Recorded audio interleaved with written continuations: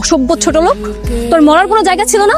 আমার গাড়ির সামনে এসে মরতে গেলি কেন তুই? এই যে ম্যাডাম, আপনি আমার গায়ে গাড়ি লাগাইতে পারে আমার থাপ্পড় মারলেন। চুপ!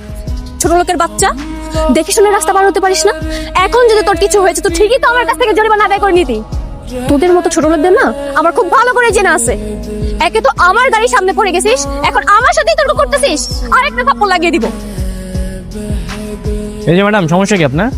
দামি গাড়িতে চড়ে দামি পোশাক পরে কি গরিব মানুষদের কি মানুষ মনে করেন না? ওকে থাপ্পড় দিচ্ছেন কেন? সেই কৈফিয়ত আমি আপনাকে কেন দেব? কে আপনি?